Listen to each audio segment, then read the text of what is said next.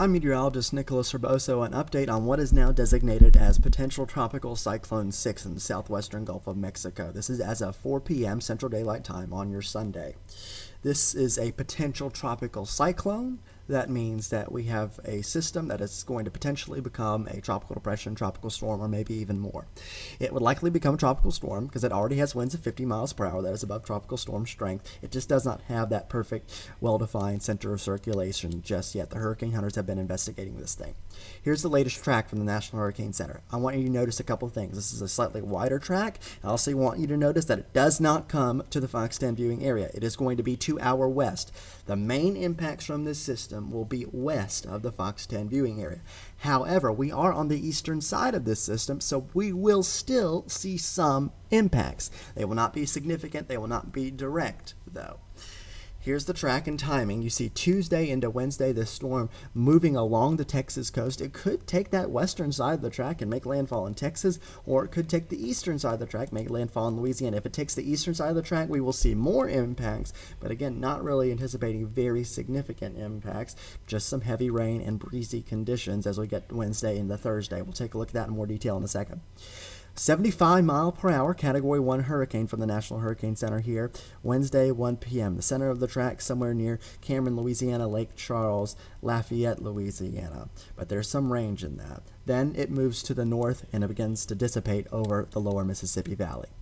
Here's a look at some of the spaghetti models. This is the individual forecast models pointing out where the center of circulation might go. You notice there's a range of possibilities there. That bright blue line you see there, that is the GFS forecast model, and that's the latest run of it. So you can kind of get an idea of what happens. Some of them come slightly closer to the eastern side of the track. If it does, once again, we will see more rain, possibly more breezy conditions, but again, not expecting a direct impact here. I want to lay out some of the features that are in the Gulf of Mexico right now. This spells out why we're going to see an increase in rain chances over the next day or so. We just had a front that passed through our area. Therefore, a lot of us saw sunny skies here on Sunday. Our coastal areas had a few more clouds. We also have a stalled frontal boundary that is over the northern Gulf of Mexico. And then we have our low pressure system, potential tropical cyclone number 6 here. There is also a high pressure system that will be developing over the eastern Gulf of Mexico. What's going to happen here is this thing is going to go around the high pressure system, as the forecast track indicates.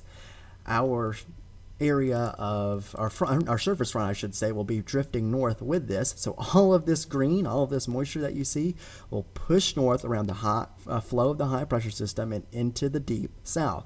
Therefore, we're expecting some higher rainfall totals and higher rain chances associated with this system. So local impacts from the surface front and potential tropical cyclone number 6. These things are kind of working together to give higher rain chances mid and late week with some heavy rainfall possible. Also breezy conditions Wednesday, Thursday into Friday, and very rough surf really beginning Tuesday, but Tuesday into Wednesday we'll start to see that happening. Here's that rip current risk at the Gulf Coast beaches. Look at Wednesday, a high risk of rip currents. We'll see those surf heights significantly increasing there. Also seeing an increase in rain chances. Wednesday, Thursday, 70%. Those numbers will probably go higher. Be ready for it. Here's a look at some of the rainfall forecasts. Notice these are not significant numbers.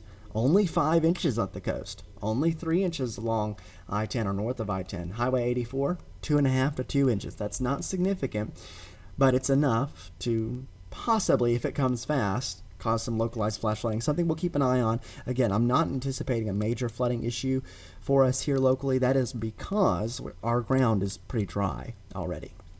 All right, look at the local forecast, near-term forecast, I should say. Tomorrow we'll have no issues. Some clouds around. Temperatures will be in the middle and upper 80s. The morning temperatures will be rather nice, especially inland. You see some middle 60s, 70s along I-10 and along the coast. In the afternoon, upper 80s inland. And then where we have more clouds along the coast, you see middle 80s. Here's a look at Futurecast. For our Monday, I have a very small chance of rain, mostly at the coast. Otherwise, it'll be a dry day, partly sunny to mostly cloudy conditions, mostly cloudy, especially later in the day as more clouds move in. Then on Tuesday, we increase our rain chances slightly, mostly at the coast once again, and also some cloud cover will be moving in as well. Now let's look at the operational GFS forecast model here. It'll get you an idea of what our impacts could be when you look at, say, a future radar or something. That green that you're seeing is rainfall, of course. So here's Tuesday, the system tracking right along the Texas coast. By Wednesday evening, this thing's approaching Louisiana, possibly as a hurricane. Then it crosses Louisiana into Mississippi. So Wednesday into Thursday, we start to see impacts in terms of rainfall. Also, Thursday morning, we could see some breezy conditions. It's subject to timing change. Keep that in mind. And then by Friday, some dry air starts to move in here. We keep it slightly lower rain chance then. Here's our 7-day outlook. Want you to pay attention to those higher rainfall chances for Wednesday and Thursday. Some heavy rainfall locally will be possible. Temperatures will be kept down by all the cloud cover that we'll be seeing, likely in the upper 70s at the most. 80 degrees. Rain chances go down at the end of the week and into next weekend.